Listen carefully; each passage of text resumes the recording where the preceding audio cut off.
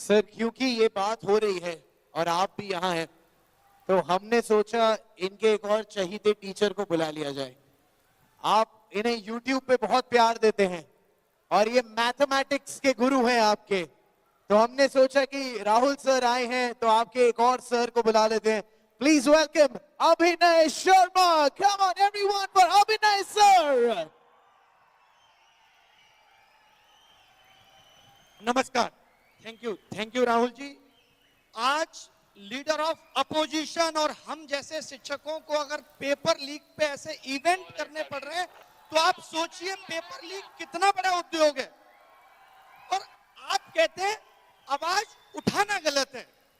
आज मैंने बहुत हिम्मत की, जब मैं यहाँ आ रहा था तो तमाम टीचरों ने मुझे कहा कि आप लीडर ऑफ अपोजिशन के साथ देखेंगे। ये कैसा डर है? मैं इस डर को भी तोड़ने आया हूं कि हम सब मिलकर के अगर देश हित की बात होगी, पेपर लीक की बात होगी, तो हम ये आवाज उठाएंगे।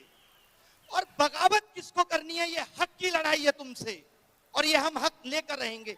आज आपने बात सिस्टम की क्या है सिस्टम? जो पेपर बना रहे हैं, जो पेपर पहुंचा रहे हैं, जिनकी निगरानी में पेपर हो रहा है और उसके बाद लीक हो जा रहा है, ये सभी तो सिस्टम है। और आप कह रहे हैं सिस्टम फेल हो गया। कहने का मतलब है कि तुम जिन लोगों को जिम्मेदारी दे रहे हो वो जिम्मेदारी ठीक से निभा नहीं रहे और तुम क्या कह देते हो? सिस्टम फेल हो गया। रेल अच्छी दौड़ रही है तो सरकार को श्रेय चाहिए। सब कुछ everything in this country is happening good in the नेतृत्व of प्रधानमंत्री। लेकिन जब प्रॉब्लम आ जाएगी सिस्टम जिम्मेदार है। तब सिस्टम क्यों? 22 लोगों ने आत्महत्या कर दी। क्या देश के प्रधानमंत्री, शिक्षा मंत्री की संवेदना नहीं थी? इस पे नहीं आनी चाहिए थी? ये दर्द देश के लोगों का नहीं है? इन कैमरों से पता चल रहा है कि कैमरा हर जगह पहुंच रहा है, पेपर लीक नहीं पकड़ पा रहे आप। यानी आप जहां चाहते हैं वहां आपका कैमरा पहुंच जाता है और जहां नहीं चाहते, अब आप कह रहे हैं रीनीट करा तो लिया। ये तो वही बात हो गई, एक चोर 10 साल में 80 चोरी करता है, एक बार अपने उससे चोरी किया हुआ धन छीन लिया, बस काम खत्म हो गया। ये कैसा न्याय है साहब? एक इंसान को भूख सिर्फ रोटी की नहीं है, उसकी पूरी आगे आने वाली पीढ़ी इस पेपर लीक से प्रभावित होगी। मैं ये मानता था, राहुल जी आपके सामने कह रही हूं कि my PM is very visionary. ये कैसा विजन था कि हम नकली डॉक्टर बना रहे हैं, हम नकली इंजीनियर बना रहे हैं और फिर हम आगे आने वाले 10 साल पे इस पे चर्चा कर रहे होंगे फला पुट टूट गया और ऐसा होना शुरू हो गया है।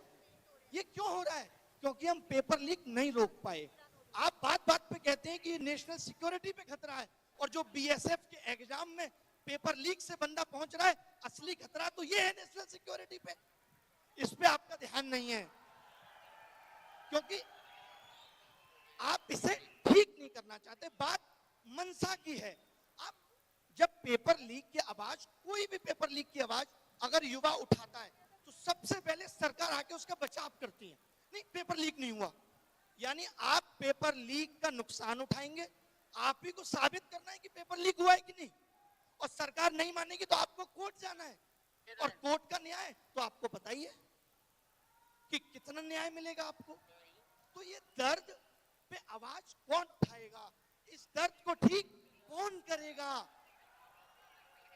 यही तो असली देशभक्ति है जो ये सोच पा रही है कि अगले 10 साल बाद का भारत कैसा होगा।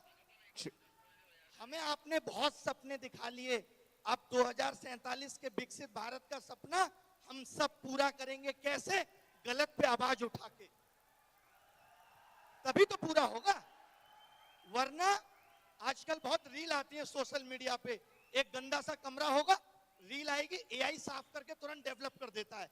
वरना 2047 में हम लोग रील में देखेंगे भारत गया है, पूरे भारत को 30 सेकंड में डेवलप कर देगी। ये डेवलप करने का तरीका है। शिक्षा व्यवस्था नींव है किसी सिस्टम की, किसी की भी। आप स्कूल बंद कर दे रहे हैं क्योंकि बच्चे नहीं आते। भाई आपने क्यों नहीं सोचा बच्चे क्यों नहीं आते? आपके बड़े बड़े नेता अगर प्राइवेट स्कूलों का उद्घाटन बैक टू बैक करेंगे तो सरकारी स्कूलों से बच्चों का भरोसा कैसे जगेगा? सोचिए, वो भारत जो आज विश्व गुरु बनने की बात कर रहा है, जिसका डंका देश में, वर्ल्ड में बज रहा है, उसके यहां सरकारी स्कूलों में लड़कियों के लिए टॉयलेट नहीं है। जिस शिक्षा मंत्री को शिक्षा के अंदर इनोवेशन डालना था, स्किल डालना था, सीएजी की रिपोर्ट कहती है कि प्रधानमंत्री विकास कौशल योजना में 10,000 करोड़ का घोटाला हुआ है। आप सोचिए, डालोगे। न्यू एजुकेशन पॉलिसी लाए आप, ठंडे बस्ते में पड़ी है, कितनी इंप्लीमेंट कर ली? आपको तो फुर्सत ही नहीं है कि कभी आप बता सकें कि इंप्लीमेंट हुई कितनी है। आपने कहा हम कॉमन एंट्रेंस टेस्ट लाएंगे। मैं कुछ एक आंकड़े राहुल जी आपके सामने बताना चाहता हूं। आपने भी कुछ पेपर भारत में अगर दिए हो या आप लोगों ने दिए हो, तो आज से 10 साल पहले नोटिफिकेशन आता है। जब भी कोई एग्जाम निकलेगा नोटिफिकेशन में क्या होना चाहिए, अगर आप चैट जीपीटी से भी पूछेंगे तो वो बताएगा फॉर्म भरने की last date, form fees, exam tier 1 कब होगा, टीयर 2 कब होगा, ये होना चाहिए। पता है इनके नोटिफिकेशन में आजकल क्या मिलता है? 20 दिन है, जल्दी से फॉर्म फीस इतनी देके भर दो। ये एग्जाम की डेट देना भूल गए नोटिफिकेशन में। और ये पता है क्या देते हैं? ये कहते हैं पेपर तो हम तुम्हारा 100 रुपए में करा लेंगे, लेकिन जब कोई गलत सवाल हो और आप बताने आओ तो 250 रुपए लाना पर क्वेश्चन। दिस इज कॉल्ड असली पेपर लीक उद्योग चल रहा है भारत में। ऐसे ही एनटीए 500-500 करोड़ रुपए 4-4 साल में नहीं कमा ले रही। ये एजेंसियां हम जैसे आप जैसे लोगों से पैसा वसूलने के लिए बनाई गई थी। आप पैसा वसूलने के लिए एग्जाम करा रहे हैं, या आप भारत का भविष्य सुनहरा कर रहे थे? आपने ध्यान नहीं दिया। नीट जैसे एग्जाम में, नीट का एग्जाम कितना बड़ा एग्जाम है, क्या उसमें गलत सवाल ना हो इसकी जिम्मेदारी सरकार नहीं ले सकती? ये कहते हैं ये गलत सवाल पे 250 रुपए लेंगे आपसे, गलती तुम करो और पैसा हम देंगे तुम्हारी गलती सुधारने का। और फिर लोग कहते हैं शिक्षा मंत्री की क्या गलती है, सिस्टम में कमी है, शिक्षा मंत्री ने पेपर लीक नहीं किया। तो शिक्षा मंत्री ने तो पेपर बनाया भी नहीं है, जरूरत ही नहीं है शिक्षा मंत्री की, सिस्टम ही रहने दीजिए। क्यों रहना है शिक्षा मंत्री, बनाना क्यों है? आप कुछ कहना चाहते हैं राहुल जी, आप कुछ कहना चाहते हैं? नहीं, आप काफी पैशनेट हैं इस चीज के बारे में।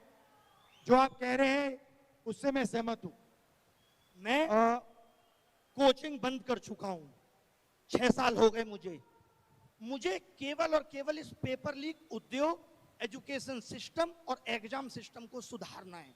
और दुनिया के किसी भी मंच से अगर शिक्षा व्यवस्था की बात होगी तो मैं जरूर मिलूंगा। मुझे अब नहीं काम करना है, मेरा जिंदगी का थ्रिल इसी में है कि मैं चाहता हूं कि ये पेपर लीक ठीक। बट एक चीज पे तो कंसेंसस हो सकता है, पॉलिटिकल कंसेंसस हो सकता है। देखिए, राजनीति छोड़ दीजिए, बिल्कुल पॉलिटिकल कंसेंसस हो सकता है कि पेपर लीक को, एक छोटा सा स्टेप है, बट पेपर लीक को हमें खत्म कर देना चाहिए। फर्स्ट स्टेप, ये तो कंसेंसस हर पार्टी में हो सकता है, और इस कंसेंसस को डेवलप करना और इसको इंप्लीमेंट करना सबकी जिम्मेदारी है। इससे आप भी अग्रीमेंट में हो, मैं भी हूं, और सारे लोग अग्रीमेंट में हैं। राहुल जी एक बात कहना चाहूंगा मैं, मुझे बड़ा दुख है, आप लोग भी ऐसी चीजों का विरोध करिए जहां लोग ये कहते हैं कि पेपर लीक में राजनीति आ रही है। क्या पेपर लीक इस देश का राजनीतिक मुद्दा नहीं है? है ना भाई? तो क्या आप ये मानते हो कि पेपर लीक के लिए सत्ताधारी पार्टियां कभी आवाज उठाएंगी? नहीं। क्यों उठाएंगी? वो तो पैसा बना रही है इससे। तो पेपर लीक पे आवाज विपक्ष, हम जैसे शिक्षक ही उठाएंगे। तो कोई आपको कहता है कि पेपर लीक पे क्यों बोल रहे हैं? क्योंकि इनको देश की चिंता है, हमें देश की चिंता है। तो इससे मत डरिए। लोग कहते हैं मैं नहीं डरता इन बातों से, मैं आया हूं पेपर लीक पे बोलने। मेरा किसी पार्टी विचारधारा से कोई मतलब नहीं है, मेरी विचारधारा देश हित है और उसी के लिए काम करेंगे। Thank you thank you brother, nice to meet you, thank you very much, thank you. तो